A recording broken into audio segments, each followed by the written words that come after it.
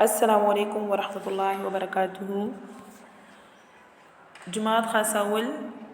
مضمون تعلیم الاسلام۔ معزز طالبات، آج کا ہمارا سبق تعلیم الاسلام یعنی فقہ میں نماز کی 5ویں شرط کا بیان ہے۔ آج ہم یہاں سے پڑھیں گے نماز کی 5ویں شرط کا بیان سے، تو سبق کو غور سے سنیں۔ بسم اللہ الرحمن الرحیم۔ نماز سب سے پہلے سوال ہوتا ہے کہ نماز کے لیے وقت شرط ہونے سے کیا مراد ہے؟ تو یہاں پر بیان فرما رہے ہیں کہ آپ لوگوں نے پیچھے شرائط پڑھی اور اس میں جو ہے 4 شرائط آپ لوگ پڑھ چکے ہیں، 4 شرائط پڑھ چکے ہیں۔ اب 5ویں شرط بیان کر رہے ہیں جو کہ وقت ہے۔ تو یہاں پر سوال ہو رہا ہے کہ نماز کے وقت شرط ہونے سے کیا مراد ہے؟ تو جواب اس کا یہ ہے کہ نماز کو ادا کرنے کے لیے یہ شرط ہے، یعنی نماز ہم پڑھتے ہیں تو اس کے پڑھنے کے لیے یہ شرط ہے کہ جو وقت اس کے لیے مقرر کیا گیا ہے اسی وقت میں نماز پڑھی جائے۔ مطلب اب نماز دوپہر کی نماز کے لیے یعنی ظہر کی نماز کے لیے دوپہر کا وقت جو ہے وہ مقرر ہو چکا ہے، تو اب ہم اس طرح نہیں کر سکتے کہ ظہر کی نماز کا وقت نہیں آیا اور ہم وقت سے پہلے ہی ظہر ادا کر لیں، تو ہماری یہ نماز ادا نہیں ہوگی۔ تو یہاں پر نماز کے پڑھنے کے لیے یا ادا کرنے کے لیے شرط یہ ہے کہ جو احادیث میں جو وقت نماز کے لیے مقرر ہو تو اسی وقت میں نماز کو ادا کیا جائے، اور اس وقت سے پہلے پڑھنے سے تو بالکل نماز درست نہیں ہوگی۔ اور اگر کسی نے ظہر کی نماز وہ جو ہے دوپہر کا وقت گزر جانے کے بعد پڑھ لیا تو وہ ادا نہیں ہوگا بلکہ وہ قضا ہو جائے گی۔ اسی طرح سوال ہوتا ہے کہ نماز کتنے وقتوں کی فرض ہے، مطلب دن رات میں کتنی نمازیں فرض ہیں؟ تو یہ تو آپ لوگوں کو بھی پتہ ہے کہ دن رات میں 5 وقت میں 5 نمازیں فرض ہیں، اور اس کے علاوہ ایک نماز وطر وہ واجب ہے، یعنی عشاء کی نماز میں 3 رکعت ہم وطر واجب پڑھتے ہیں، تو وہ اس کا کہہ رہے ہیں کہ ایک نماز جو ہے وہ وطر واجب ہے۔ اسی طرح پھر سوال ہوتا ہے کہ فرض کسے کہتے ہیں؟ فرض، واجب، سنت، نفل کسے کہتے ہیں اور ان میں کیا کیا فرق ہے؟ یعنی آپ لوگ پڑھ چکے ہیں کہ یہ فرض ہے، یہ سنت ہے، یہ نفل ہے، تو اب اس کے بارے میں بتا رہے ہیں کہ فرض کسے کہا جاتا ہے، واجب کس کو کہتے ہیں، سنت کس کو کہتے ہیں، اسی طرح نفل کس کو کہتے ہیں، یعنی ان کے مابین فرق کیا ہے؟ تو جواب اس کا یہ ہے کہ فرض اس کو کہتے ہیں جو قطعی دلیل سے ثابت ہو۔ قطعی دلیل مطلب قرآن کریم میں اس کا حکم آیا ہو، جس طرح کہ نماز کے بارے میں جا بجا یہ ارشاد فرمایا ہے وَأَقِیمُوا الصَّلَاةَ، یعنی نماز قائم کرو۔ تو نماز کا حکم، نماز کی فرضیت وہ قرآن پاک سے ثابت ہے، اور قرآن پاک سے جو بات ثابت ہو تو اس کو قطعی دلیل کہا جاتا ہے۔ تو یہاں پر اسے یہ کہہ رہے ہیں کہ فرض اسے کہتے ہیں جو قطعی دلیل سے ثابت ہو۔ تو یہاں پر بیان فرما رہے ہیں کہ جو قطعی دلیل سے ثابت ہو، یعنی اس کے ثبوت میں کوئی شبہ نہ ہو، یعنی قرآن کریم سے جو چیز یا جو بات ثابت ہو جائے تو اس میں پھر کوئی شک و شبہ نہیں رہتا، اس کی فرضیت کا انکار کرنے والا کافر ہو جاتا ہے۔ مطلب یہ کہ اگر کوئی نماز سے انکار کرے کہ نماز جو ہے وہ میں نہیں پڑھتا یا نماز فرض نہیں ہے، تو اس طرح اس کی فرضیت کا انکار کرنے والا کافر ہو جاتا ہے، اور بلا عذر یعنی کوئی عذر اس کے پاس نہ ہو تو اور وہ جو ہے نماز چھوڑ دے، یعنی کوئی جو ہے ویسے ہی نماز نہیں پڑھتا تو بلا عذر چھوڑنے والا فاسق اور عذاب کا مستحق ہوتا ہے۔ یعنی اگر کوئی عذر نہ ہو، وہ بیمار نہیں ہے اور صحیح تندرست ہے اور اس کے باوجود بھی نماز نہیں پڑھ رہا، تو یہ فاسق یعنی گناہ گار ہوگا اور عذاب کا مستحق ہوگا، یعنی اللہ کی طرف سے اس کو عذاب ملے گا۔ اب فرماتے ہیں کہ واجب کسے کہتے ہیں؟ تو واجب وہ ہے جو ظنی دلیل سے ثابت ہو۔ ظنی دلیل یعنی حدیث سے ثابت ہو، رسول اللہ صلی اللہ علیہ وسلم نے اس کے بارے میں ارشاد فرمایا ہو، تو وہ چیز جو ہے وہ ظنی دلیل ہوتی ہے۔ اور اسی طرح بعض احادیث بھی اس طرح ہوتی ہے کہ وہ قطعی ہوتے ہیں، لیکن بعض احادیث جو ہیں وہ ظنی ہوتے ہیں، تو یہاں پر فرما رہے ہیں کہ جو ظنی دلیل سے ثابت ہو، یعنی حدیث سے ثابت ہو، تو اس کا انکار کرنے والا کافر نہیں ہوتا۔ یعنی اگر کوئی واجب کا انکار کر لے، جس طرح کہ 3 رکعت عشاء کی نماز میں 3 رکعت وہ واجب ہوتی ہیں، وطر، تو وہ واجب ہوتی ہے، اگر کوئی اس کا انکار کر لے تو انکار کرنے والا کافر تو نہیں، ہاں بلا عذر چھوڑنے والا فاسق اور عذاب کا مستحق ہوتا ہے۔ اب یہاں پر فرماتے ہیں کہ سنت کسے کہتے ہیں؟ تو سنت اس کام کو کہتے ہیں کہ جس کو رسول اللہ صلی اللہ علیہ وسلم نے یا صحابہ کرام نے کیا ہو یا کرنے کا حکم فرمایا ہو۔ مطلب ایسا کام ہے کہ جو نبی کریم صلی اللہ علیہ وسلم خود اس پہ عمل کیا ہو اور صحابہ کرام نے بھی اس پر عمل کیا ہو، یا نبی کریم صلی اللہ علیہ وسلم نے اس کام کے کرنے کا حکم فرمایا ہو۔ نفل ان کاموں کو کہتے ہیں کہ جن کی فضیلت شریعت میں، یعنی شریعت اسلام میں ثابت ہو اور ان کے کرنے میں ثواب اور چھوڑنے میں عذاب نہ ہو۔ یعنی اگر کوئی ایسا کام ہے کہ اگر کر لیا جائے تو ثواب ملے گا، اگر نہ کیا جائے تو اس پہ جو ہے وہ عذاب نہیں ملتا، عذاب نہیں ہوتا، تو اس کو جو ہے مستحب بھی کہتے ہیں۔ مندوب جو ہے یہ بھی مستحب ہی کو کہا جاتا ہے، یعنی کسی چیز کا نمائندہ بننا، تو اس کا لفظی معنی تو نمائندہ بننے کے، لیکن یہ بھی مستحب ہی کے معنی میں ہے۔ اور تطوع جو ہے یہ نفل کو بھی کہتے ہیں۔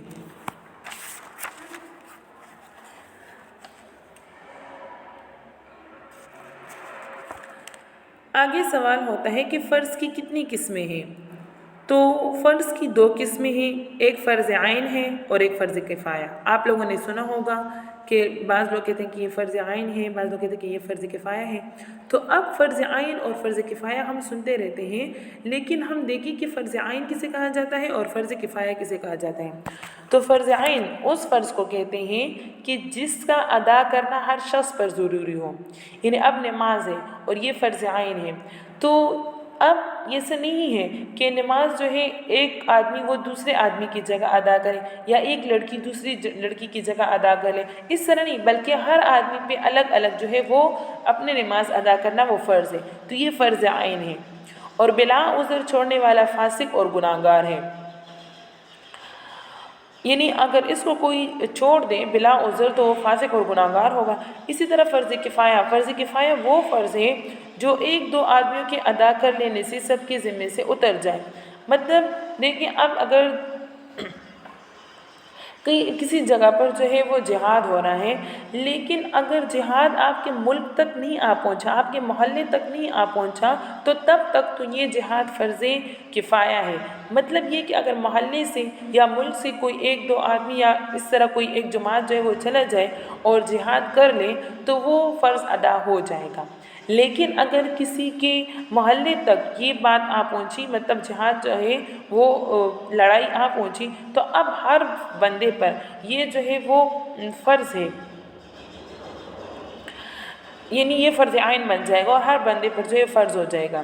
تو فرض کفایہ یہ ہے کہ اگر کوئی ایک بھی ادا کر لے تو سب کے ذمے سے جو ہے وہ فرض اتر جائے گا، تو سب کے سب، اور اگر کوئی بھی ادا نہ کرے تو سب کے سب گناہگار ہوں گے۔ اب یہاں پر سوال ہوتا ہے کہ سنت کی کتنی قسمیں ہیں؟ تو سنت کی 2 قسمیں ہیں، ایک سنت موقدہ اور ایک سنت غیر موقدہ۔ اب آپ لوگ کہیں گے کہ سنت موقدہ کس کو کہتے ہیں؟ تو سنت موقدہ اس کام کو کہتے ہیں جسے حضور رسول کریم صلی اللہ علیہ وسلم نے ہمیشہ کیا ہو یا کرنے کے لیے فرمایا ہو اور ہمیشہ کیا گیا ہو، یعنی بغیر عذر کبھی نہ چھوڑا ہو۔ ایسی سنتوں کو بغیر عذر چھوڑ دینا گناہ ہے، اور چھوڑنے کی عادت کر لینا سخت گناہ ہے۔ اور سنت غیر موقدہ اسے کہتے ہیں جسے رسول اللہ صلی اللہ علیہ وسلم نے اکثر کیا ہو لیکن کبھی کبھی بغیر عذر چھوڑ بھی دیا ہو۔ ان سنتوں کی کرنے میں مستحب سے زیادہ ثواب ہے اور چھوڑنے میں گناہ نہیں۔ ان سنتوں کو سنن زوائد بھی کہتے ہیں، جیسے کہ سنت موقدہ، ہم جو نماز پڑھتے ہیں، اور جیسے کہ صبح کی نماز 2 رکعت فرض اور 2 رکعت سنت، تو یہ سنت جو ہے یہ سنت موقدہ ہے، کیونکہ نبی کریم صلی اللہ علیہ وسلم نے اس کے کرنے پر ہمیشگی اختیار فرمائی ہے۔ اسی طرح سنت غیر موقدہ، اگر کوئی عصر کی نماز سے پہلے 4 رکعت جو ہے وہ سنت پڑھ لے تو یہ سنت غیر موقدہ ہوگی۔ یعنی 4 رکعت سنت پڑھیں اور اس کے بعد پھر 4 رکعت فرض پڑھیے عصر کی نماز سے پہلے، تو یہ جو ہے جو 4 رکعت سنت پڑھی ہے تو یہ سنت غیر موقع ہے، کیونکہ اس میں نبی کریم صلی اللہ علیہ وسلم نے ہمیشگی اختیار نہیں کی، یعنی اکثر کیا ہے لیکن کبھی کبھی جو ہے عذر کی بنا پر چھوڑ بھی دیا، تو اس کو سنت غیر موقع کہتے ہیں۔ سوال ہوتا ہے حرام اور مکروہ تحریمی اور مکروہ تنزیہی سے کیا مراد ہے؟ تو جواب اس کا یہ ہے کہ حرام اس کام کو کہتے ہیں جس کی ممانعت یعنی منع کرنا یہ دلیل قطعی سے ثابت ہو۔ میں نے آپ لوگوں سے کہہ دیا پہلے بھی کہ دلیل قطعی کس کو کہا جاتا ہے کہ جس کا منع کرنا قرآن میں آیا ہو، جس کا یا حکم قرآن میں دیا گیا ہو یا جس کام سے قرآن نے روکا ہو، تو اس کو جو ہے دلیل قطعی کہا جاتا ہے، یعنی قرآن سے جو بات ثابت ہو تو اس کو دلیل قطعی کہا جاتا ہے، اور اس کا کرنے والا فاسق اور عذاب کا مستحق ہو، اور اس کا منکر کافر ہو۔ اور مکروہ تحریمی، اب جو ہے یہ حرام تو یہ ہوا کہ اگر جو حرام کا ارتکاب کرے گا تو وہ کیا ہو جائے گا، وہ کافر، یعنی اس کا منکر جو ہے وہ کافر ہو جائے گا، اور لیکن عقیدہ اس کا جو ہے یہ منکر ہونے کا نہیں ہے، بلکہ ویسے ہی حرام کام کر رہا ہے تو وہ فاسق اور عذاب کا مستحق ہوگا۔ اور مکروہ تحریم اس کام کو کہتے ہیں کہ جس کی ممانعت دلیل ظنی سے ثابت ہو۔ دلیل ظنی میں نے آپ لوگوں سے کہا کہ حدیث سے جو ثابت ہو تو اس کا منکر کافر نہیں، مگر کرنے والا اس کا بھی گناہ گار ہوتا ہے، یعنی اگر کسی نے مکروہ تحریمی کام کر لیا تو وہ بھی جو ہے وہ گناہ گار ہوگا۔ اسی طرح مکروہ تنزیہی اس کام کو کہتے ہیں جس کو چھوڑنے میں ثواب ہے اور کرنے میں عذاب تو نہیں لیکن ایک قسم کی برائی ہے۔ دو قسم کے مکروہات، ایک مکروہ تنزیہی ایک مکروہ تحریمی۔ تو مکروہ تحریمی وہ ہے کہ اس کا منکر جو ہے وہ کافر ہوتا ہے، کافر نہیں مگر کرنے والا اس کا بھی گناہ گار ہوتا ہے۔ اور مکروہ تنزیہ اس کام کو کہتے ہیں کہ جس کو چھوڑنے میں ثواب ہے اور کرنے میں عذاب تو نہیں لیکن ایک قسم کی برائی ہے۔ پھر سوال ہوتا ہے کہ مباح کسے کہتے ہیں؟ تو جواب اس کا یہ ہے کہ مباح اس کام کو کہتے ہیں کہ جس کے کرنے میں ثواب نہ ہو اور نہ کرنے میں گناہ اور عذاب نہ ہو، یعنی مباح کوئی ایسے کام کہ جس میں اگر کوئی کام کر لے انسان، کوئی بندہ کوئی کام کر لے تو اس کے کرنے میں تو نہ ثواب ہے اور نہ کرنے میں کوئی گناہ اور عذاب نہیں۔ سوال ہوتا ہے کہ نماز فجر کا وقت بیان کرو۔ تو سورج نکلنے سے تخمینہ اندازے کو کہتے ہیں، تو اندازتاً 1.5 گھنٹہ پہلے، یعنی 1.5 گھنٹے پہلے مشرق کی طرف آسمان کے کنارے پر ایک سفیدی ظاہر ہوتی ہے، اور وہ سفیدی زمین سے اٹھ کر اوپر کی طرف ایک ستون کی شکل میں بلند ہوتی ہے، اسے صبح کاذب کہتے ہیں۔ تھوڑی دیر رہ کر یہ سفیدی غائب ہو جاتی ہے، یعنی رات کو جب اندھیرا ہوتا ہے تو مشرق کی طرف جو ہے وہ آسمان کے کنارے پر ایک سفیدی ظاہر ہو جاتی ہے، اور پھر جو ہے وہ سفیدی زمین سے اٹھ جاتی ہے اور اوپر کی طرف چلی جاتی ہے، یعنی ایک ستون سا جو ہے وہ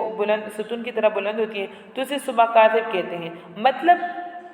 اگر کوئی اٹھ جائے تو وہ یہ سمجھے گا کہ صبح ہو گئی، حالانکہ صبح نہیں ہوئی ہوتی، تو اس وجہ سے اس کو صبح کاذب یعنی جھوٹا صبح جو ہے وہ کہا جاتا ہے۔ اور تھوڑی دیر رہ کر یہ سفیدی غائب ہو جاتی ہے، یعنی جو سفیدی آسمان پر ہوتی ہے تو وہ غائب ہو جاتی ہے، اور اس کے بعد دوسری سفیدی ظاہر ہوتی ہے جو مشرق کی طرف سے دائیں بائیں کی جانب کو پھیلتی ہوئی اٹھتی ہے، یعنی آسمان کے تمام مشرقی کنارے پر پھیلی ہوئی ہوتی ہے، اوپر کی طرف لمبی نہیں اٹھتی، اسے صبح صادق کہتے ہیں۔ اسی صبح صادق کے نکلنے سے نماز فجر کا وقت شروع ہوتا ہے اور آفتاب نکلنے سے پہلے تک رہتا ہے۔ جب آفتاب کا ذرا سا کنارہ بھی نکل آیا یعنی سورج کا، تو فجر کا وقت جو ہے وہ جاتا رہا، یعنی فجر کا وقت پھر ختم ہوا۔